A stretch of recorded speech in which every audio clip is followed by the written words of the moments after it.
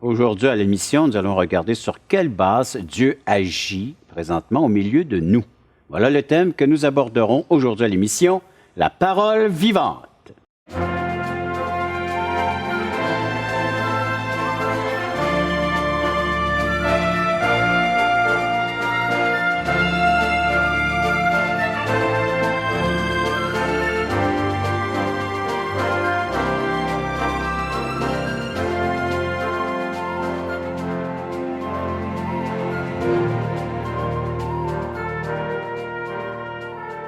Bonjour, bienvenue à l'émission La Parole Vivante. Ici le pasteur Jean Joly, en compagnie de Jeff. Bonjour Jeff. Bonjour Jean. Et Jean-Pierre. Bonjour Jean-Pierre. Bonjour messieurs. On regarde ensemble le livre des Actes chapitre 3, le miracle. Oui, étonnant, hein? Oui. Étonnant. Et pas étonnant juste pour nous qui lisons ces faits, mais les gens qui les ont vus ont été vraiment secoués par ce qui s'est passé ici. Et ils ont porté leur regard sur Pierre. Hein? Tu sais, je disais, écoute, le gars, ils le connaissent. Ça fait des années qu'il est parqué là.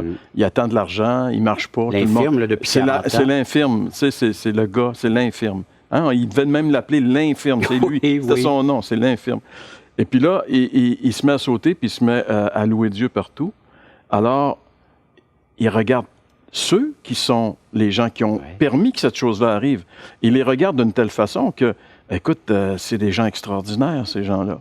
Alors là, il y a un moment ici où la nature humaine pourrait être tentée de profiter de l'occasion pour dire, ben oui, nous, voici ce que j'ai fait, voici ce que nous avons fait, voici ce qu'on a pu accomplir.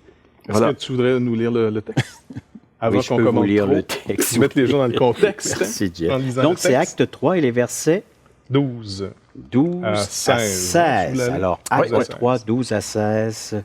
Pierre, voyant cela, dit au peuple, « Hommes israélites, pourquoi vous étonnez-vous de cela? Pourquoi avez-vous les regards fixés sur nous comme si c'était par notre propre puissance ou par notre piété que nous avons fait marcher cet homme? Le Dieu d'Abraham, d'Isaac, de Jacob, le Dieu de nos pères, a glorifié son serviteur Jésus, que vous avez livré et renié devant Pilate, qui était d'avis qu'on le relâche. Vous avez renié le saint et le juste, et vous avez demandé qu'on vous accorde la grâce d'un meurtrier. Vous avez fait mourir le prince de la vie, que Dieu a ressuscité des morts. Nous en sommes témoins. C'est par la foi en son nom que son nom a raffermi celui que vous voyez, connaissez. C'est la foi en lui qui a donné à cet homme cette entière guérison en présence de vous tous. Intense, quand même. Hein? Ça, oui, là, c'est intense. C'est court, mais intense. C'est là qu'on voit, comme tu le rappelais, le Seigneur fait, parce qu'encore une fois, Dieu agit par des gens. Comme Dieu le Père a agi par son Fils Jésus-Christ. Il dit, les œuvres que je fais, c'est mon Père qui les fait. Le Seigneur dit maintenant, comme le Père m'a envoyé, je vous envoie. Donc ici, ces hommes, entre autres Pierre et Jean, en tant qu'apôtres, ont un mandat. Avant de dire que tout le monde peut aller faire des miracles, là, il faut comprendre pourquoi Dieu fait des miracles par ces hommes ici, Pierre et Jean.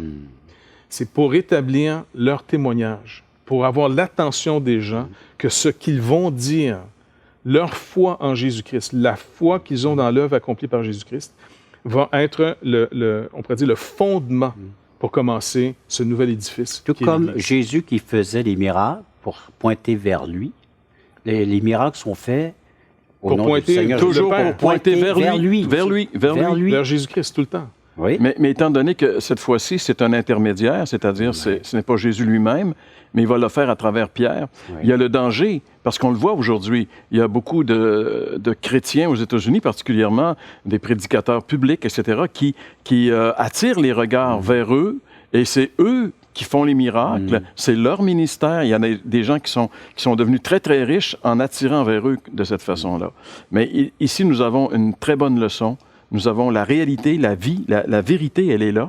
Et de quelle façon Pierre va gérer la situation? Parce que maintenant, tout le peuple est rendu. Le miracle a fait son effet. Le peuple est là. Qu'est-ce que Pierre va dire maintenant? C'est ça qui est intéressant pour nous. Et on le découvre maintenant. D'abord, il leur dit, pourquoi vous étonnez-vous de cela? C'est quand même étonnant, honnêtement. Très étonnant. Tu dis, mais Pierre, il me semble que c'est assez étonnant. Mais pourquoi? Parce que vous êtes toujours dans l'incrédulité, comme si Dieu, s'il existe, parce que dans notre société aujourd'hui, les gens, peut-être Dieu existe ou non, je ne sais pas, mais il fait-tu quelque chose? Dieu agit à tous les jours. Maintenant, ici, d'abord, vous êtes surpris parce que vous ne reconnaissez pas l'action de Dieu. 2, il dit, pourquoi avez-vous les regards fixés sur nous? Ça, c'est vraiment le point le plus fort. Parce que dans une société qu'on cherche des héros, des messies, et il va en avoir de plus en plus, parce que les gens s'éloignant de plus en plus d'une foi en Dieu, inévitablement, la foi naturelle qu'on a, l'espoir qu'on cherche, on va le placer dans des gens qui vont nous impressionner. Et les Écritures nous disent cela, qu'il y aura plusieurs, on se nommera une foule de docteurs, de prophètes, de gens qui se manifesteront comme cela. Ici, l'authenticité, c'est ça, l'authenticité ici de leur ministère, c'est qu'ils amènent les gens à Christ. Donc, il dit, ce qui est vraiment intéressant, c'est quand il décrit, il dit, bon, pourquoi vous avez les regards fixés sur nous? Comme si c'était par notre propre puissance, comme si Pierre dit en passant, moi, je ne possède pas cette puissance.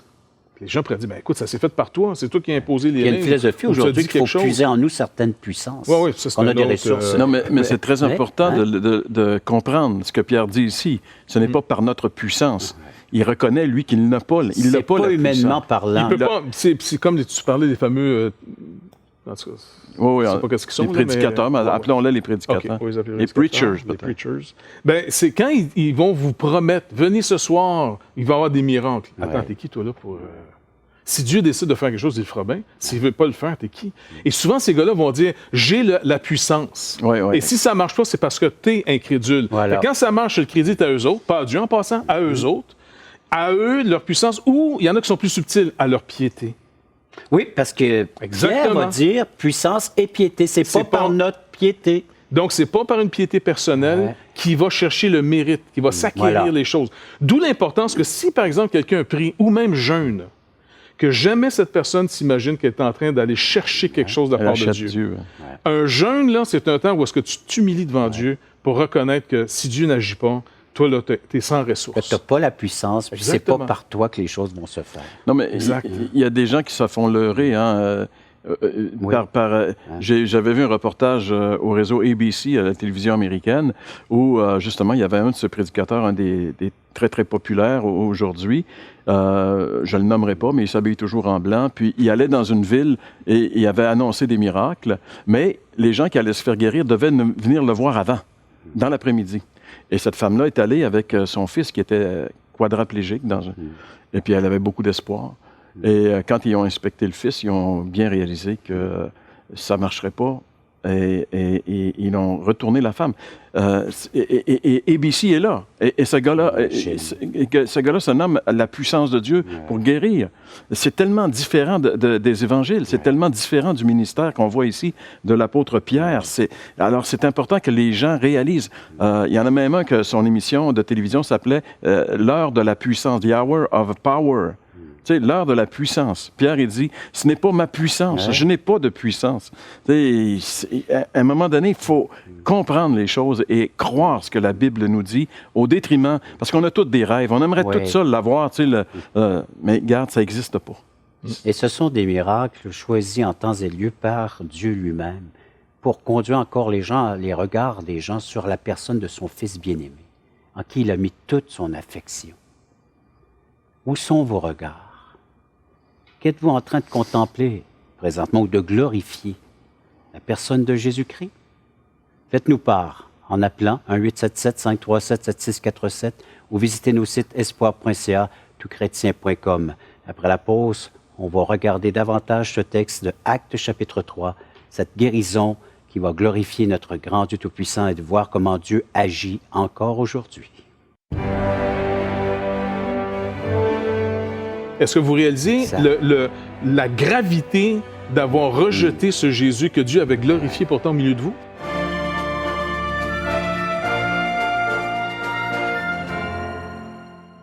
Assistez à un merveilleux déjeuner de l'espoir dans votre région. Un invité vous racontera comment Dieu a transformé sa vie et comment son cœur, souffrant, a trouvé une joie indicible en développant une relation personnelle et intime avec Dieu et son Fils Jésus-Christ. Des églises locales organisent de tels déjeuners dans plusieurs régions du Québec. Découvrez où et quand vous pouvez assister à un déjeuner de l'espoir dans votre région en visitant le site espoir.ca et en cliquant sur l'onglet « Déjeuner ».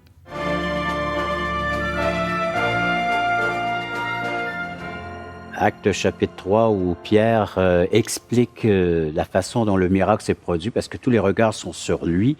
Et puis, ils s'attendent donc à des réponses. Pourquoi cet homme qui est infirme depuis 40 ans, maintenant, ce boiteux marche aujourd'hui, peut rentrer dans le temple et louer Dieu? Alors, il est en train de dire, c'est pas par notre puissance, ni par notre piété. Parce que dans les sociétés, plus on s'éloigne de la vérité, plus on a tendance à chercher des hommes qui ont cette puissance, comme de la magie. On pense aux Samaritains qui étaient plus éloignés des Écritures que les Juifs. Et il se faisait chez eux, entre autres, des gens qui se faisaient passer pour la puissance de Dieu. Ce fameux Simon. Oui. Un Simon, là, qui était, on va le voir plus tard dans les Actes. Qui voulait acheter l'Esprit Saint. Exactement. Il pensait, lui, que c'était une technique qu'on mérite. Et dans l'œuvre de Dieu, il faut comprendre une chose. Ni par une puissance personnelle, ça c'est réglé. Donc, tous ceux qui se font passer pour quoi que ce soit sont des menteurs. Deuxièmement, il y a des gens qui sont beaucoup plus subtils. Ils viennent nous séduire par leur piété, qui est une forme de légalisme bien couvert. Et Paul dit de faire attention à ces gens qui par une forme de mépris du corps, d'humilité, de culte aux anges. Il dit finalement, ça satisfait que la chair. Les super apôtres, les super spirituels. Et donc, ces gens-là pensent que Dieu, c'est comme si j'ai dompté Dieu, j'ai domestiqué Dieu. C'est moi qui est en charge de Dieu maintenant. Et ici, Pierre reste à sa place. Il est restauré à Dieu. Il est adopté par Dieu. Il fait partie maintenant de la maison de Dieu. Il est racheté, mais il reconnaît que le Père reste le Père. Lui, il n'est pas le Père. C'est pour ça qu'il dit, c'est même pas ma piété qui fait que Dieu est obligé de m'obéir. Là. Moi, je suis simplement en relation qui a été rétablie par Jésus-Christ. Moi, là, il y a à peine 1 mois ou 2 maximum, là, je l'ai renié, mon maître. Oui. Je veux dire, j'ai pas de mérite. Lui a tout le mérite. Lui a toute la gloire. Lui m'a pardonné. Lui m'a restauré. Et lui m'a dit qu'il voulait donner ça à cet homme. Fait que dans un premier temps, Pierre va se tasser. Il va dire, c'est pas moi. Ouais. Les gens ont les yeux sur lui. Il va leur révéler c'est qui. Et là, il va leur révéler que celui qui a fait ça, c'est quelqu'un qu'ils devraient connaître.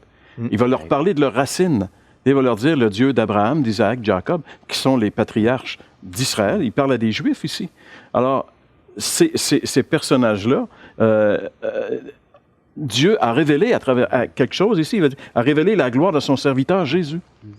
Mais il va dire, vous, qu'est-ce que vous avez fait de lui? Parce que là, c'est frais, là, la crucifixion, là, c'est une question de semaine. Et c'était des personnages bien connus puis appréciés dans l'histoire juive. Oui, mais est-ce que... Non, mais dans le sens, celui qui est il est en train de leur rappeler en disant, le gars là, que vous avez fait crucifier, là, il y a à peine 5 semaines, là. Oui. C'est ce Jésus-là que Dieu a ressuscité. Et c'est par ce Jésus-là, notre confiance, nous, en lui, là, c'est ça qui fait que... Est-ce que vous réalisez la gravité d'avoir rejeté ce Jésus que Dieu avait glorifié pourtant au milieu de vous? Puis en même temps, il voit la puissance de ce Jésus-là parce qu'il voit l'homme qui est guéri. Et Pierre va faire une connexion aussi. Ce Jésus, c'est celui que vos ancêtres ont espéré. C'est celui à qui Dieu a fait la promesse à vos ancêtres d'avoir. C'est lui que vous... Mais vous, qu'est-ce que vous avez fait? Vous l'avez renié et vous l'avez crucifié. Alors Pierre va les amener. C'est la technique de... En fait, c'est ce que le Saint-Esprit fait à travers Pierre tout le temps. C'est d'amener les gens à être conscients du gros péché qu'ils ont fait. Et le péché, c'est justement d'avoir rejeté le Christ. C'est là qu'il les amène. Et c'est assez étonnant. Et c'est merveilleux quand même que le Seigneur ait permis que nous ayons accès à ces textes-là pour voir ce que le Saint-Esprit faisait. Le Saint-Esprit conduit toujours à Christ. Il vous révélera tout ce qu'il a fait, tout ce que j'ai fait, ce que j'ai dit. Et c'est ce que Pierre est en train de faire ici.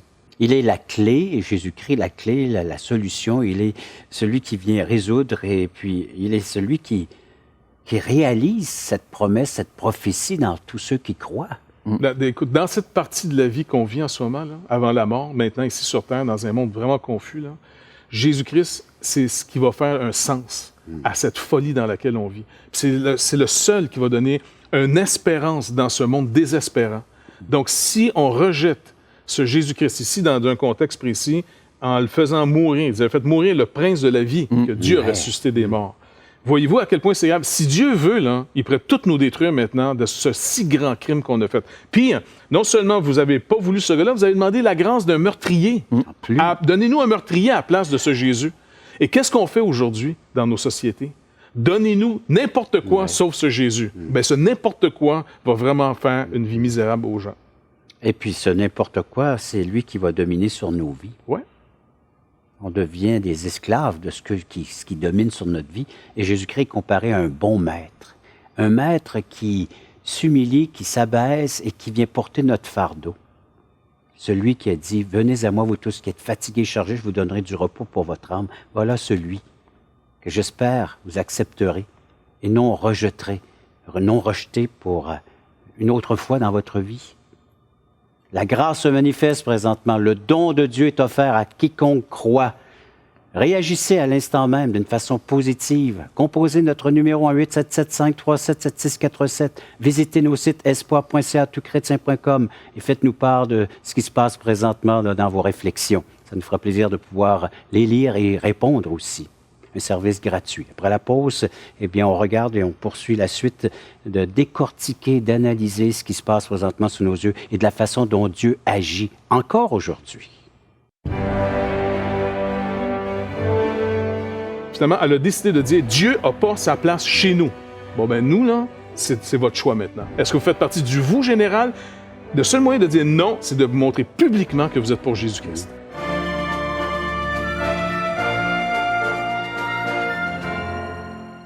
Voulez-vous combler le vide dans votre âme? Avez-vous soif d'une sérénité intérieure?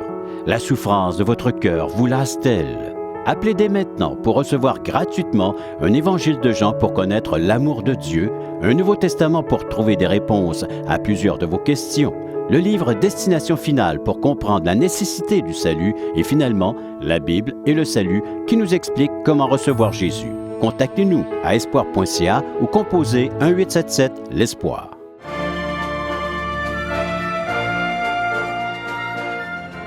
Nous regardons Actes chapitre 3, la guérison d'un infirme par l'intermédiaire de la puissance et de la piété du Seigneur Jésus-Christ. C'est ce que Pierre fait ressortir ici. Ce n'est pas ma puissance ni ma piété, mais c'est par celle de Jésus-Christ, celui que vous avez rejeté, renié. Nous vous encourageons à avoir la foi en lui. Lui seul peut vous apporter ce dont vous avez besoin. Et quand on y pense, tu sais, renier et rejeter le Fils de Dieu. Ouais. C'est quand même incroyable. Et à chaque fois qu'on ne s'arrête pas, que les gens qui écoutent l'émission, ou qui peut-être juste, ça parle de Dieu, change de poste, chaque fois qu'on fait un geste, c'est ce qu'on fait finalement. On renie Dieu. Le Seigneur est en train, dans sa grâce, dans sa miséricorde, d'essayer de vous rejoindre, et vous couper, comme il l'a fait avec son peuple ici. Mais dans sa grâce, Dieu... c'est ce qu'on voit Dieu quand même. Il aurait pu, comme Jeff le disait, détruire puis dire, bon, ben, c'est fini, là, je veux dire, vous voulez rien savoir. Mais il continue encore. Et cette guérison dans le temple est la continuité de la grâce de Dieu pour chercher son peuple. C'est bien de voir que le ministère de Pierre commence là où celui de Jésus avait terminé. Oui, parce qu'on est son extension. Voilà. Comme le Père m'a envoyé, je vous envoie. J'aimerais juste qu'on revienne sur un point ici, comment Pierre aborde le sujet. Parce que, n'oubliez pas, il faut que ça perce nos ténèbres. Il dit, vous avez renié le saint et le juste. Après ça, il dit, vous avez demandé qu'on vous accorde la grâce d'un meurtrier. Vous avez fait mourir le prince de la vie, Dieu le ressuscité. Donc, il dit, le vous, là, ici, là, il s'adresse à une foule. Maintenant, nous, là, dans la manière qu'on est éduqués, on est tellement dans des compartiments, tellement séparés, qu'on oublie littéralement qu'on va être jugé du péché de notre pays. Là, en ce moment, là, il ne faut pas se leurrer, là, notre société, par les quelques-uns qui dirigent, par quelques petites personnes qui ont pris le contrôle, parce que nous autres, on dort au gaz un peu, là. Puis d'un côté, ça fait un peu l'affaire à tout le monde, de mettre Dieu dehors de la place publique. En d'autres mots, si Jésus revenait, il n'aurait pas le droit de se promener sur la place publique. C'est aussi simple que ça. Il n'aurait pas le droit d'aller finalement en politique. Il n'aurait pas le droit d'aller en éducation. Il n'aurait pas le droit d'aller finalement même sur la place publique. Il n'aurait pas le droit. Même c'est dans les hôpitaux, guérir les malades. Même dans les hôpitaux. C'est même surprenant qu'ils n'ont pas fermé les chapelles dans les hôpitaux. OK? Maintenant, la plupart des gens disent, moi, je ne l'ai pas renié, moi. Oui, mais gars, si toi, tu n'as pas pris une position différente du lieu dans lequel tu vis, alors tu fais partie de ceux qui le vous ici. On oublie qu'on est collectivement dans une communauté, et puis je suis associé. Et c'est pour ça qu'il va leur demander, maintenant, si vous l'acceptez, vous, si vous recevez ce don, maintenant, manifestez que vous ne marchez plus avec le reste d'Israël. Et aujourd'hui, si quelqu'un nous entend, là, et que la société, il ne faut pas se leurrer, encore une fois, arrêtez de se raconter des histoires tout le temps puis se mettre la tête dans le sable. Notre société, entre autres québécoise, finalement, elle a décidé de dire, Dieu n'a pas sa place chez nous. Bon, ben nous, là, c'est votre choix maintenant. Est-ce que vous faites partie du vous général?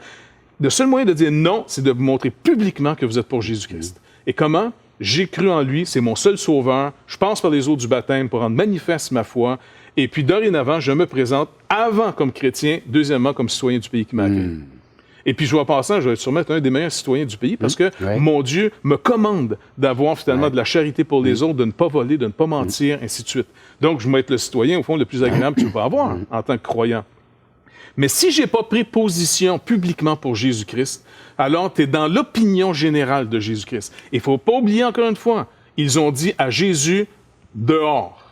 On ne veut plus te voir ici. On va même empêcher les gens de te parler publiquement, comme l'histoire du Saguenay avec le maire Tremblay. Je veux dire, il faut arrêter de se raconter l'histoire. Nous sommes dans une société post-chrétienne. Nous sommes dans une société qui a renié le juste. Nos enfants sont même empêchés d'être éduqués. Je suis obligé de payer des taxes dans une école qui, le gouvernement dit, tu n'as pas le droit d'enseigner que Jésus-Christ est le seul chemin. Alors, il y a une position à prendre. Donc, pour tous ceux qui sont mous, et tous ceux qui sont lâches, tous ceux qui veulent se cacher dans la foule, vous ne pouvez pas vous cacher loin des yeux de Dieu. Il va regarder. Le Seigneur Jésus-Christ nous dit clairement, quand le jugement va arriver, là, si vous avez eu honte de moi dans cette génération perverse, c'est ce qu'on est. On est dedans en passant, là. Si vous avez honte de moi dans cette génération, moi aussi, je vais avoir honte de vous. Donc, choisissez votre camp, maintenant. Les lâches, dehors. C'est tout simple. Les lâches n'entreront pas dans la Nouvelle-Jérusalem. Dehors, il dit.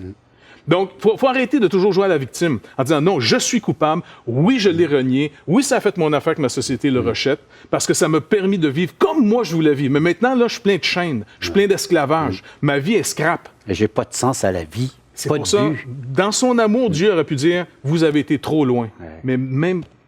Écoute, il est tellement bon qu'il est prêt à dire « Mais quiconque veut encore. Voilà. » C'est encore le jour du salut aujourd'hui. Maintenant, abandonne cette ancienne voie. Viens à moi par Jésus-Christ. Et on trouve le pardon de notre péché. Distingue-toi de la foule qui a dit « On ne veut plus rien savoir de lui. » Tu vois, l'histoire se répète sans arrêt. Hein? Jean-Pierre? Ben c'est ça. Heureusement que Pierre va continuer et il y a une parole de grâce que Pierre va utiliser. Après avoir placé les gens devant leur péché, il va utiliser une parole de grâce pour les amener à changer. Et cette parole, c'est celle que nous allons découvrir la semaine prochaine, Régent. Ah, la semaine prochaine. Peut-être la conclusion. Mais là, on va faire la conclusion quand même de l'émission. Hein? Alors, on va garder quand même ces 3 dernières minutes très précieuses. J'ai regardé en bas. Ah, parce que oui, c'est ça. Regardons vers le haut parce que la délivrance approche. Mais, alors donc, après la pause, on conclut l'émission et ce message. Parce que c'est ça avec Dieu. Avec Dieu, il y a toujours de l'espoir. Tant et aussi longtemps qu'il y a le souffle dans la vie de l'homme, tant que Dieu n'a pas dit son dernier mot, il y a des possibilités. Et Pierre, c'est ce qu'il va dire à ces gens-là.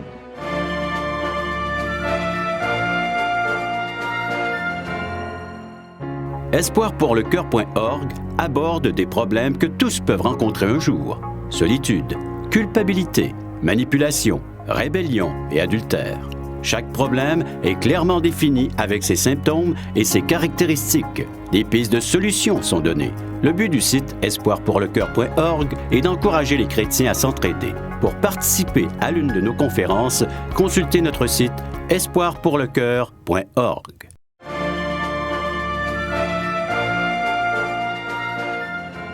L'intervention divine dans Acte 3, la guérison, un miracle, Dieu agit encore aujourd'hui. Il veut nous montrer que cette puissance se trouve en la personne de son Fils Jésus-Christ. C'est là qu'il veut nous ramener. Et après avoir démontré que, en réalité, ces Juifs avaient une responsabilité dans la mort de Jésus, une certaine responsabilité, Pierre ne ferme pas les yeux sur leur culpabilité. Par contre, il va leur révéler que c'est pas le hasard non plus, puis c'est pas juste eux qui sont les gens qui ont occasionné la mort de Jésus.